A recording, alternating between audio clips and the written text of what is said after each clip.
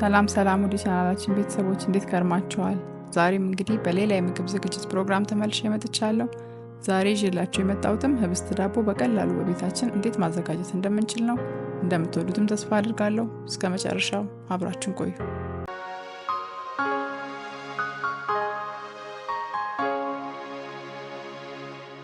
ይህንን ህብስት ዳቦ ለማዘጋጀት የሚያስፈልጉን ግብአቶች ግማሽ ኪሎ ፍርኖ ዱቄት፣ ግማሽ ሲኒ ዘይት፣ 1 ሾርባ ማንኪያ ስኳር፣ 1 ሻይ ማንኪያ ጨው፣ 1 ሾርባ ማንኪያ ጥቁር አዝሙድና 1 ሾርባ ማንኪያ እርሾ ናቸው።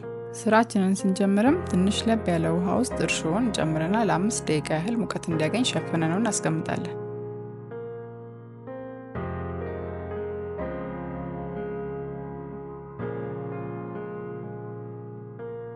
ከ5 ደቂቃ በኋላም እርሾ እንደምትመለከቱት በደንብ ተነስቷል።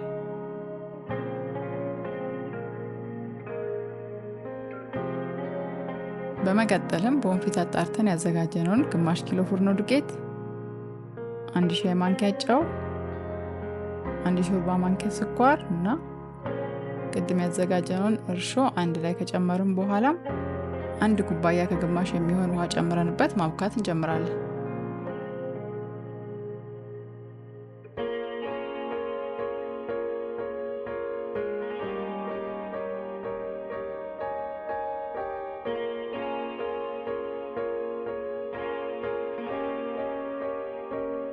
ለተወሰነ ደቂቃ ያህል በምትመለከቱት መልኩ ከተቦካ በኋላ ግማሽ ሲኒ የምግብ ዘይት ጨምረንበት ማብካታችንን እንቀጥላለን።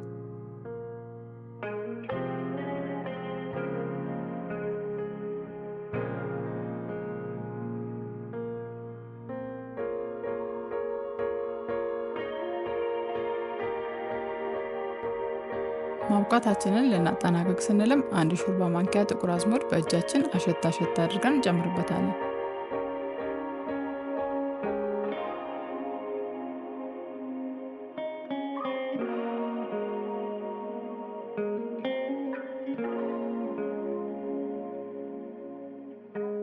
ለ15 ደቂቃ ያህል በደንብ ከተቦካ በኋላ አውጥተነው ዘይት ቀብተን ያዘጋጀነው ፓትራ ውስጥ በምትመለከቱት መልኩ አስተካክለን ካስቀመጥነው በኋላ ሙቀት እንዲያገኝ በላስቲክ ሸፍነን ለ30 ደቂቃ ያህል እናስቀምጠዋለን።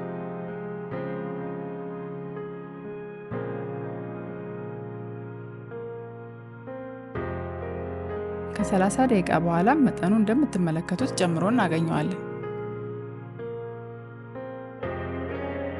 ሊጡ በቆየ ቁጥርም እየተነሳ ስለሚቀጥል ከዚህ በላይ ከፍ ሳይል ወደ ማብሰሉ እንገባለን። ለማብሰልም ከፍ ያለ መጠን ያለው ድስት ውስጥ አነስ ያለ እንደ ጉልቻ የሚያገለግል ነገር ካስቀመጥን በኋላ ውሃ ጨምረንበት እሱ ላይ በምትመለከቱት መልኩ እናስቀምጠዋለን። እዚህ ጋር ልብ ማለት የሚያስፈልገው የውሃው መጠን ከጉልቻው የተወሰነ ከፍ ያለ ይሆንና ሊጡ ካለበት ፓትራ ወይም ድስት ግን ማነስ ይኖርበታል። እሱን አስተካክለን ከጨረስን በኋላም ትልቁን ድስት ክዳኑን በምትመለከቱት መልኩ ጨርቅ አድርገንበት እንከድነዋለን። እዚህ ጋር ክዳኑ ላይ ጨርቅ አድርጎ መክደኑ ያስፈለገው ከውስጡ የሚተነውን እንፋሎት እንዲይዝልን ነው። በምናበስልበት ወቅትም የመጀመሪያዎቹን 20 ደቂቃዎች በከፍተኛ ሙቀት እናበስልና ከ20 ደቂቃ በኋላ የሙቀቱን መጠን ወደ መካከለኛ ወረድ እናደርገዋለን። በአጠቃላይ ምንም ሳይከፈት ለ1 ሰዓት ያህል ካበሰልነው በኋላ ክዳኑን ከፍተን ዳቦውን በምትመለከቱት መልኩ ቼክ እናደርጋለን። ይህንንም የምናደርገው ረዘም ያለ ንጹህ ስንጥር አምጥተን የዳቦውን መሃሉን ክፍል ወጋ እናደርግና አውጥተን እንመለከታለን። ስንጥሩ ላይ ሊጥ ካላገኘን ዳቦ በደንብ በስሏል ማለት ነው እና እሳቱን አጥፍተን እናወርደዋለን። ዳቦ ከውሃ ውስጥ ከወጣ በኋላ ለ5 ደቂቃ ያህል ብቻ ትንሽ ቀዝቀዝ እንዲል ካስቀመጥነው በኋላ ከፓትራው ወይም ከተጋገረበት ድስት ውስጥ ማውጣትና በደንብ እንዲቀዘቅዝ ያዘጋጀንለት ቦታ ላይ ማስቀመጥ ይኖርብናል። ዳቦ ከመቆረሱ በፊት ቢያንስ ከ40 ደቂቃ ያላነሰ ጊዜ ያህል ተቀምጦ እንዲቀዘቅዝ ማድረግ ይኖርብናል። ከ40 ደቂቃ በኋላም ዳቦ እንደምትመለከቱት ቆርሰነዋል።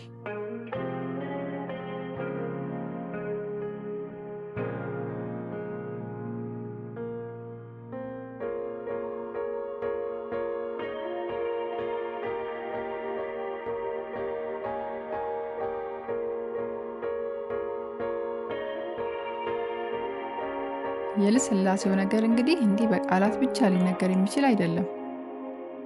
እናንተም በየቤታችሁ ብትሞክሩት እንደምትወዱትም ተስፋ አድርጋለሁ። የዛሬውን ፕሮግራማችንን እንግዲህ በዚሁ አጠናቀናል። ዛሬ ለመጀመሪያ ጊዜ ወደ ቻናላችን የመጣችሁ በቀጣይም የምንለቃቸውን የምግብ ዝግጅት ፕሮግራሞች እንዲደርሷችሁ ሰብስክራይብ ማድረግና የደውል ምልክቷን መጫን እንዲሁም ፕሮግራማችንን ለሌሎች ሰዎች እንዲደርስ ላይክ እና ሼር ማድረጉን አትርሱ።